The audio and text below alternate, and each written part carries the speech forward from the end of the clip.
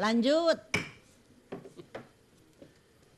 Ya, terima kasih Cek. Kita kembali lagi di Polemik menimbang peran justice kolaborator. Ini merupakan sesi terakhir, mudah-mudahan kita mendapatkan solusi dari perdebatan kita pada malam hari ini. Saya ke Donald. Kalau yang ditawarkan menjadi justice itu adalah Patrice Rio Capella, kemarin ketua umumnya sudah diperiksa oleh KPK. Kalau yang ditawarin Gatot, Pak Gubernurnya. Kalau kita bicara bahwa untuk mencari yang di atasnya, siapa lagi yang di atasnya? Jadi di atas bisa menyamping juga. Bisa menyamping.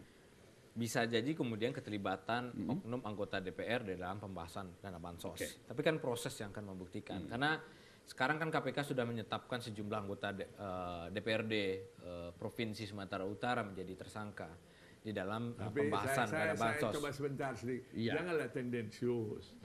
Tadi bilang Itu Pak. Rio, enggak ada. Ya, yang mana? Pertanyaan beliau kita deh. Iya. Tadi kan pertanyaannya Rio Capella sudah mau Justice. Ketuanya Diperiksa Surya oleh Paloh KPK. sudah diperiksa.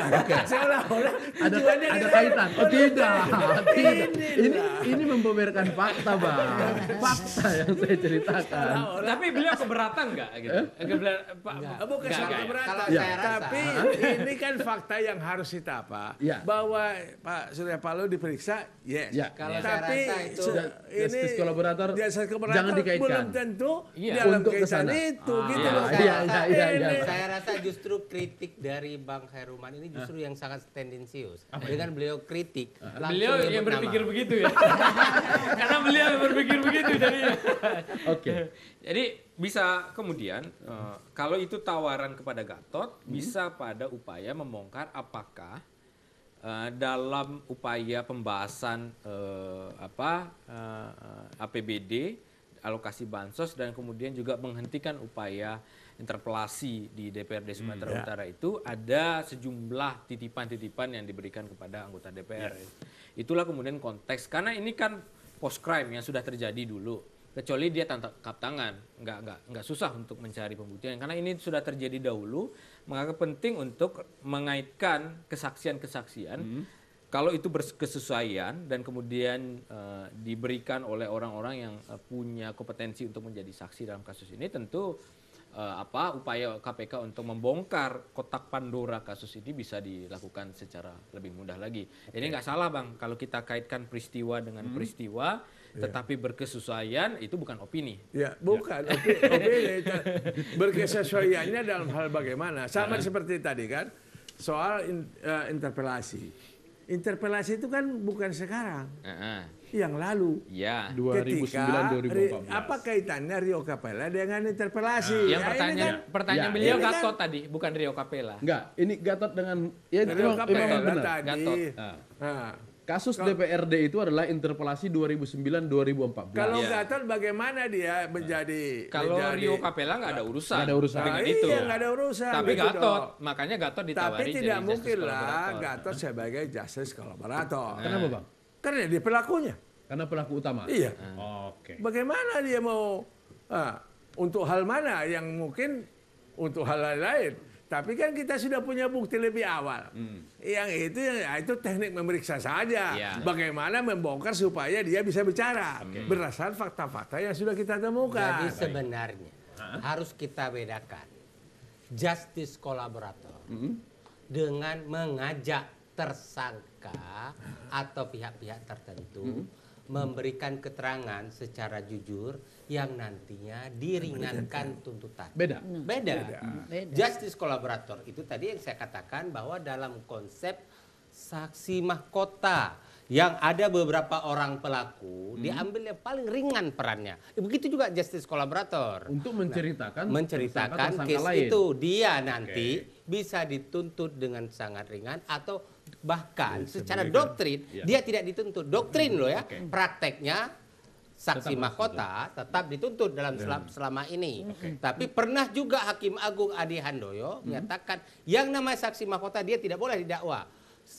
Yang kemudian dia beberapa saksi mahkota di split perkaranya kemudian digugurkan semua oleh Adi Handoyo. Tapi setelah Adi Handoyo tidak lagi jadi ketua muda pidana di Mahkamah Agung, praktek saksi mahkota seperti itu berjalan kembali. Nah sekarang sebenarnya yang ditawarkan kepada Gatot saksi justice kolaborator atau memberikan keterangan secara lebih jujur apa adanya, kemudian nanti diringankan tuntutannya karena di dalam rekusitor nanti ada hal-hal yang memberatkan dan meringankan, termasuk putusan hakim hal-hal yang meringankan dan memberikan kalau tidak dibuat itu batal itu putusan.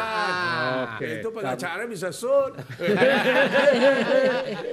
Dan satu hal Bang, jangan dikaitkan bahwa ini harus membongkar orang di luar, nggak bisa. Bukan, jadi bisa saja membongkar orang luar. Dia mengaku jujur terus terang, dia mengakui menunjukkan sikap kesadarannya atas kasus itu, kemudian membuat pengakuan terus terang. Itu ada pertimbangan bagi aparat penegak hukum menuntut lebih ringan kepada dia atau menjatuhkan sanksi pidana lebih ringan karena dianggap dia telah menyadari kekeliruannya dalam perbuatan. Saya ingin catatannya supaya jangan salah persepsi gitu ya. Jangan seolah-olah saksi kolaborator itu untuk melibatkan orang lain. Tapi untuk mengungkapkan perkaranya. Perkara itu secara utuh. Jadi apakah si A terlibat, si B terlibat, itulah yang harus dia Pak. Dan bagaimana kejadiannya, bagaimana peristiwa itu terjadi, ya itu yang dan harus yang terpenting hati-hati menggunakan justice kolaborator. Jangan royal dan jangan diobral. Karena dalam justice kolaborator itu bisa bertabrakan dengan azas non self incrimination. Non-self-incrimination itu suatu azas yang berlaku universal. Seseorang tidak boleh dipaksa dengan iming-iming untuk menyatakan, membuat pengakuan atas dirinya, menjadi saksi atas kasus dirinya sendiri. Sebenarnya kasus justice kolaborator itu kan dia sebenarnya menjadi saksi untuk kasus dirinya sendiri. Oleh karena itu penempatan justice kolaborator harus hati-hati. Tidak boleh melabrak azas non-self-incrimination. Bang Herman, kita kan ingin ini terbongkar secara terang benderang. Jangan kemudian dikait-kaitkan dengan politik, mentang-mentang nanti ketua umum itu tidak kena seolah-olah karena jaksanya dari partai itu. Nah, supaya ini terang benderang, secara kajian hukumnya bagaimana? Ya, terbuka. Nanti sebetulnya ini kan semua pertanggungjawaban itu nanti ada di pengadilan. Jadi akan kelihatan konstruksi bagaimana. Kan itu. Ada nggak yang disembunyikan akan kelihatan. Kalau kita bisa, ini kan pengadilan terbuka.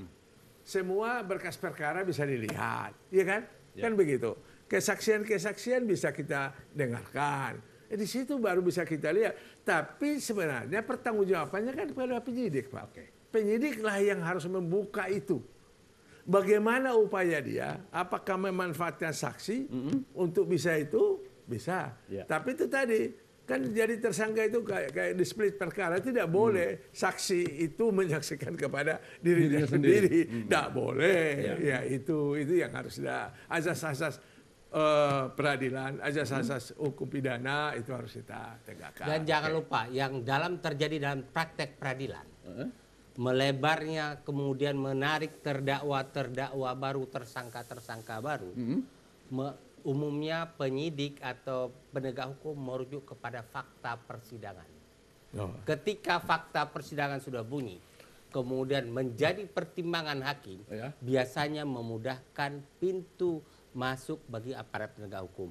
Tidak jarang kasus-kasus A yang saat ini saat-saat tertentu terhenti penyidikannya tidak berjalan oleh KPK baru berjalan setelah ada putusan kasus yang sebelumnya lagi. Itu untuk kasus yang sebenarnya sudah diduga terjadi. Yang terkait merembet beberapa nama itu fakta persidangan itu kemudian dijadikan awal pintu masuk oleh penegak hukum. Bukan hanya KPK, kejaksaan juga sering selama ini menggunakan fakta persidangan yang diambil alih menjadi pertimbangan hukum oleh hakim, kemudian dikuatkan putusan oleh Mahkamah Agung sebagai pintu masuk untuk kasus orang tersebut. Tapi itu penyidikan yang nggak benar.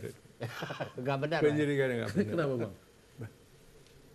Kenapa baru disidang baru dapat terungkap? fakta? Kenapa nggak Kita itu dalam penyidikannya. Nah, makanya berarti itu tawaran jadi justice collaborator itu untuk mengejar dulu informasi ditambah dengan satu keterangan di persidangan yang bernilai sebagai satu alat bukti. Tapi alat bukti lain sudah dikejar juga dari keterangan orang-orang ini sebelum perkara masuk ke tahapan jangan penuntutan. kita biasakan bahwa sesudah di pengadilan baru jadi jujur. Kan itu semua kalau satu kasus Pak. Iya, Saya iya, bilang iya, tadi iya. harus ada konstruksinya. Perbuatan itu seluruhnya bagaimana? Siapakah yang pelaku utama, siapakah mededadar, siapakah yang pembantu, itu kan harus jelas. Ini konstruksi yang dimaksud konstruksi hukum ya? Konstruksi perbuatan. Perbuatan. Pidananya. Yang ada dasar Nah, hukumnya. tentu dari situlah kita buat konstruksi hukumnya. Nggak boleh anggapan konstruksi ini karena dia orang partai Nggak dulu ada pernah urusannya begini, dengan nggak nggak bisa ada ya? urusan. Nggak bisa. Pidana itu fakta. Ya, yang Materi, disampaikan tidak Pak ada urusan. Khairulman itu idealnya. Memang idealnya seperti Prakteknya? itu. Seharusnya di tahap penyidikan sudah harus Sudah. terbongkar semua. Yang kita Tapi lakukan. prakteknya itu adalah baik yang penyidikan dilakukan oleh polisi, ya. jaksa atau KPK tidak bisa terbongkar semua di tahap penyidikan. Kadang-kadang pelaku-pelaku atau saksi tertentu masih diam, pasang badan. Tapi begitu sampai ke pengadilan dia lihat fakta bahwa dia akan menghadapi Daripada dunia yang gelap ini daripada sendiri. sendirian, Apalagi, aja. apalagi udah disumpah kan, Iya, iya, makin iya. mau Kalau cerita waktu Ada saksi, seorang- saksi nggak boleh disumpah. Seorang tersangka. Tersangka nggak boleh disumpah ya? terdakwa dan sudah jadi narapidana yang luar biasa bocor mulutnya. Dalam tahap penyidikan dulu nggak bunyi banyak dia. Iya. Setelah dalam penjara bocor sana bocor Iya, sini, iya. meludah kemana-mana. Iya, iya. Yang kadang-kadang lupa bahwa yang bau itu ludahnya sendiri.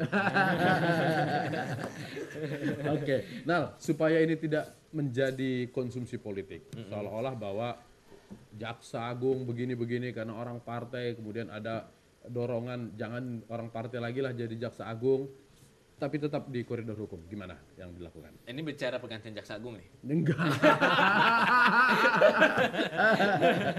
Enggak. Kami sebenarnya gini, terlepas sebelum konteks kasus ini, kami sejak awal kabinet disusun sudah meminta pos-pos penegakan hukum tolong Pak Jokowi jangan diisi oleh orang-orang yang punya konflik kepentingan dengan partai. Apalagi dia berpolitik praktis di partai, berpolitik praktis beda loh dengan afiliasi politik. Kenapa? Karena sulit, sudah benar pun yang dia lakukan akan bisa ditarik ke isu penegakan hukum bias dengan kepentingan politik. Jadi kok Anda cuma mentersangkakan lawan-lawan politik saja? Kira-kira begitu. Sudah benar pun yang dilakukan oleh Jaksa Agung ini bisa juga diasumsikan dengan agenda politik. Dicurigai. Jadi Zaman kita zaman curigation.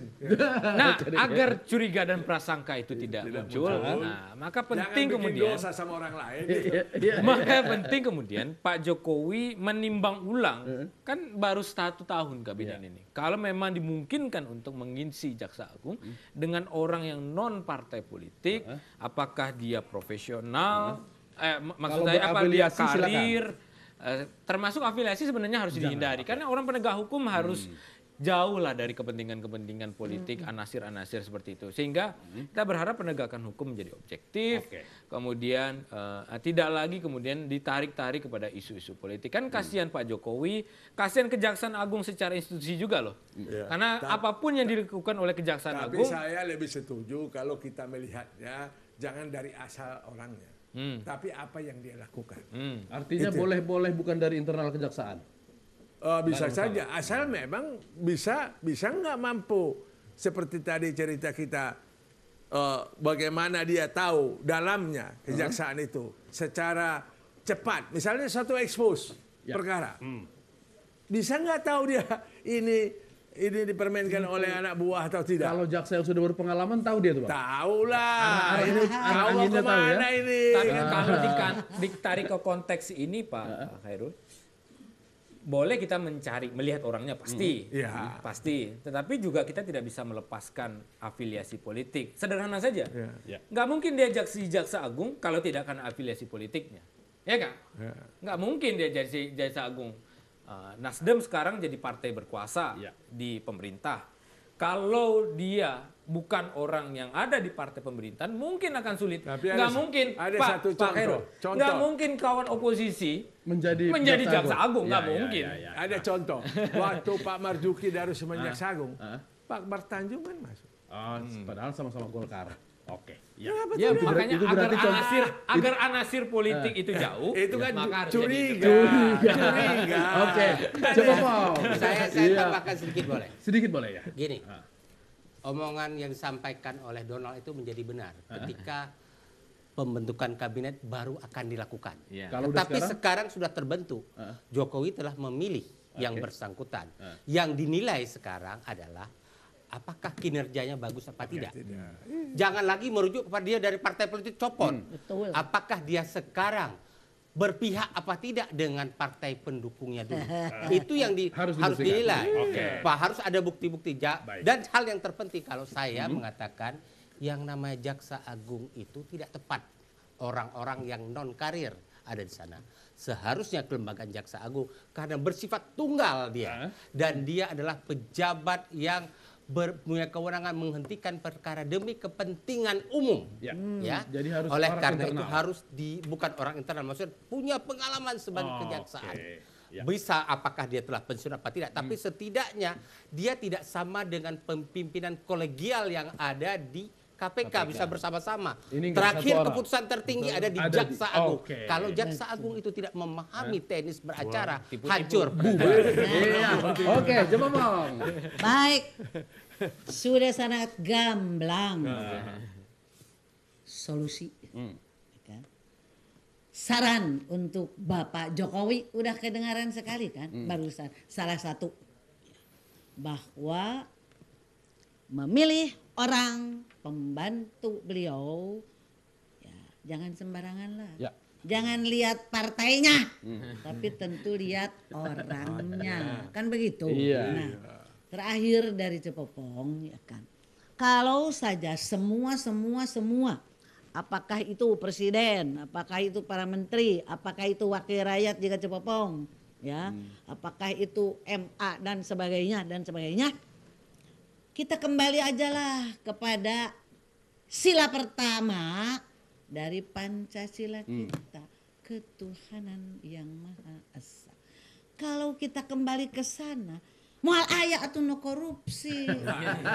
Takut kan kepada Tuhan. Iya. Nah, terakhir dari Cepopong, apapun motivasinya yang namanya kapela, apapun motivasinya, ya apakah untuk kepentingan dirinya, apakah karena dia tidak mau dihukum sendiri, ya, apapun tetap kita sampaikan terima kasih. Mudah-mudahan kan, mudah-mudahan semua jadi eling ingat kepada ketuhanan yang Maha Esa. Lain Esa. Maha Esa. Yuk kita tutup dengan selamat malam. Iya. Nah. Oke. Ya, terima kasih Bung Donald, Bang Nasrullah, Bang Herman, terima kasih sudah hadir di acara kita malam ini. Dan terima kasih juga buat mahasiswa Universitas Mercu Buana dan masyarakat anti korupsi. Mudah-mudahan perbincangan kita malam hari ini bermanfaat untuk tidak ada lagi korupsi di Indonesia, untuk Indonesia yang lebih baik. Latif Siregar, pamit. Amin.